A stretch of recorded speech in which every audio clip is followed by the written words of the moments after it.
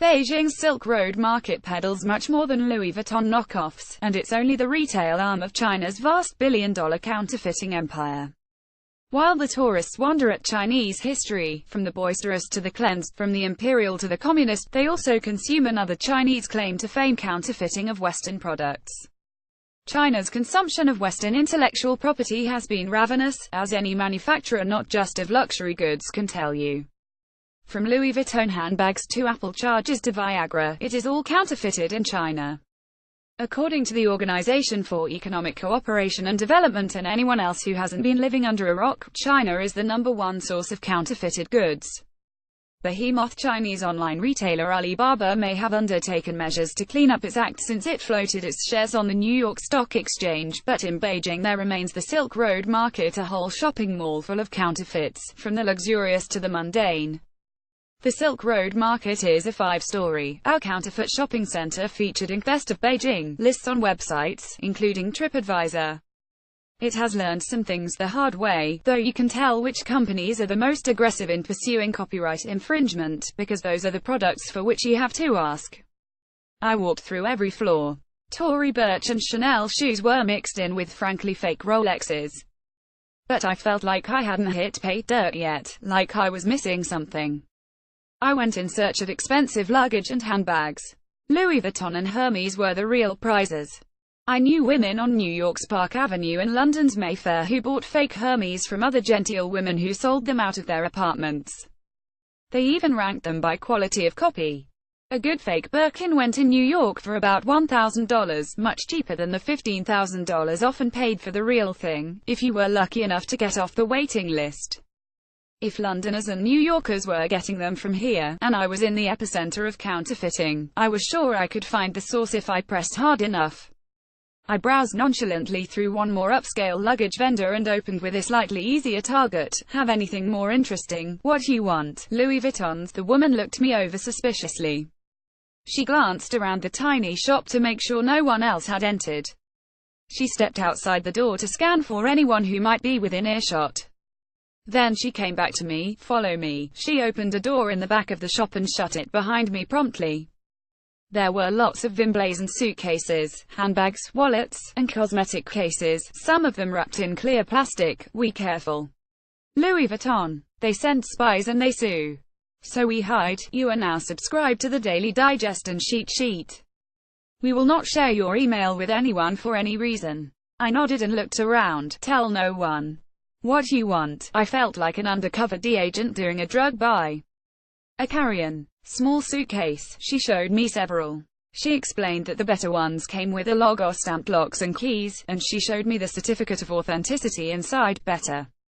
No difference. More money. Judging by the relative fluency of her English, she likely did this negotiation a lot, cover to not. She wanted around $600. I haggled with her, then thanked her for her time, saying I would think about it, and walked away. I was intrigued that this was so easy. The next day, I hired a guide and driver to take me out to the Great Wall of China. In fit shape, I trekked high and far, but what I was seeing for myself was only a minuscule fraction of the huge snaking structure that can be seen from space. The counterfeits remained on my mind, though. Descending from the wall, I asked my guide who had waited in the car if she knew where one could buy counterfeit Hermes Birkin bags. Yes. I know the best. Lily's English was perfectly fluent. Her other job was as an interpreter. We drove back into central Beijing, just a few blocks from my counterfeit shopping mall of the day before, to a business known as Jinyi Li. The car wound its way through low buildings toward the back of a warehouse. It stopped at the top of the alleyway, and we got out to walk the rest of the way. You're from New York? Lily asked. Yes. How can you tell? You walk fast. People from New York always walk faster than any other American. That's true. We are always in a hurry. I agreed. I gasped. I was in the presence of many millions of dollars worth of counterfeit handbags, a supermarket of counterfeits, in effect. Ascending some small metal steps, Lily pressed a buzzer next to a small metal door. A voice on an intercom under a camera answered. They spoke in Mandarin, and the door was buzzed open. Inside there was a glass-enclosed window, with a man behind it. Lily approached the man, provided some sort of identification, and spoke more Mandarin, gesturing to me, presumably explaining I was a client. He emerged and unlocked another metal door. Behind that door, there were rows and rows of Hermes Birkin bags, the non-plus-ultra status symbol of New York society mavens. They were stacked on shelves, floor to ceiling, they covered the walls. I gasped. I was in the presence of many millions of dollars worth of counterfeit handbags, a supermarket of counterfeits, in effect. I had Hermes bags at home. These were indistinguishable, right down to the locks, logos, keys, and certificates of authenticity. Their biggest size Birkins sold for $500. So many women back home would have wet themselves with excitement and willingly scooped up several of them.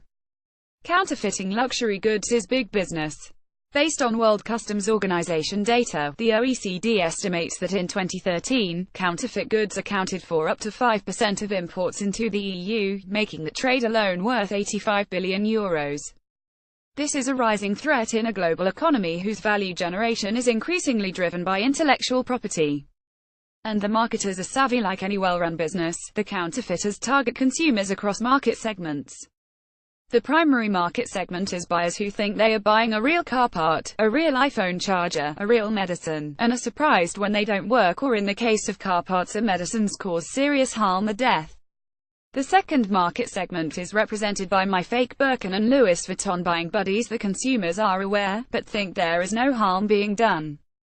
The only harm, in their view, is to some major corporation that is overcharging anyway, to pay for all the marketing in glossy magazines and the rent on all those beautiful boutiques sitting on prime real estate.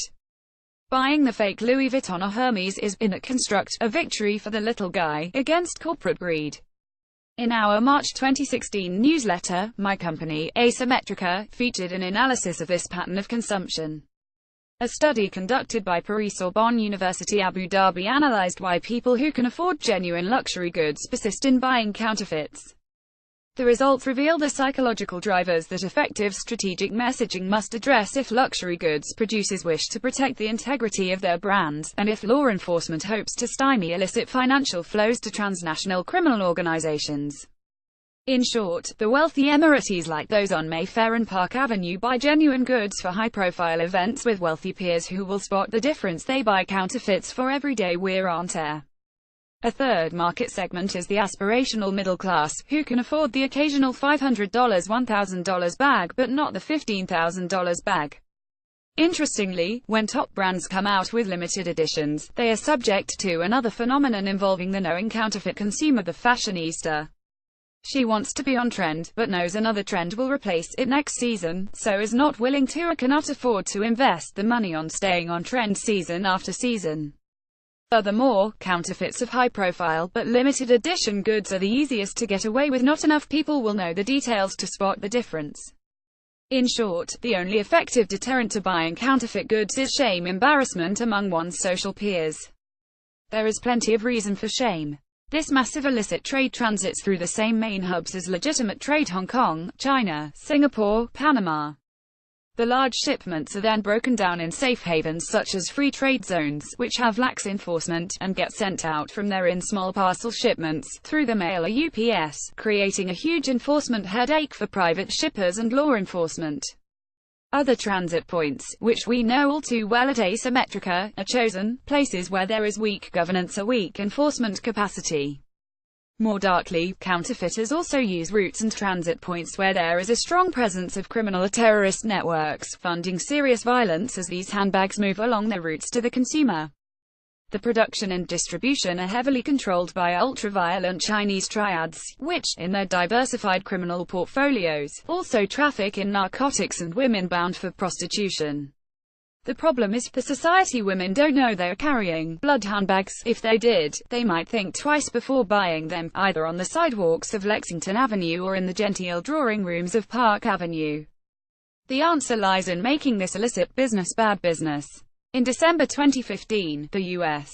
Trade Representative USTR gave a very stern warning to Chinese online retail behemoth Alibaba, which is much bigger than Amazon, about the sale of pirated and counterfeit products on its online platforms. The USTR very nearly put Alibaba's Taobao marketplace, a Chinese online shopping website similar to eBay and Amazon and Alibaba.com, back on the notorious markets list, from which Alibaba.com was removed in 2011 and Taobao in 2012. The USTR has been pressured to relist them as notorious markets after complaints from various intellectual property rights holders associations. The USTR report stated, the Internet traders who use these online markets to offer counterfeit goods are difficult to investigate and contribute to the growth of global counterfeiting. A relisting as a notorious market would adversely affect the Alibaba Group, which is now listed on the New York Stock Exchange and is in the midst of complex negotiations with more rights holders, including Disney. Both the stock price and the negotiations would be severely damaged by blacklisting. Within days of the USTR's threat to list Alibaba as a notorious market, Alibaba Group Holding Limited announced it had hired Matthew Bassier as Vice President, Head of Global Intellectual Property Enforcement, to reduce the prevalence of counterfeits on its Alibaba and Taobao platforms, which is costing the firm heavily in lost licenses, lawsuits, and fines. Bassier previously oversaw anti-counterfeiting for Pfizer Inc. and Apple Inc., and prior to those private sector positions was a federal prosecutor for the U.S. Department of Justice. Whether Bassier sticks to his enforcement roots and cleans up Alibaba or simply becomes a frontman, only time will tell, but other online sites are worried about the trouble counterfeits bring. Google had similar concerns about impact to its revenue stream, and on January 22, 2016, it was announced that the company had hired more than 1,000 people dedicated to removing advertising of counterfeits, particularly pharmaceuticals and other scams, such as phishing and malware. Google claimed its staff removed over 780 million bad ads, and suspended more than 30,000 websites in 2015. Excerpted from Blood Profits: How American Consumers Unwittingly Fund Terrorists by Dr. Vanessa Newman. Copyright 2017 by Dr. Vanessa Newman. Published by Street Martins Press.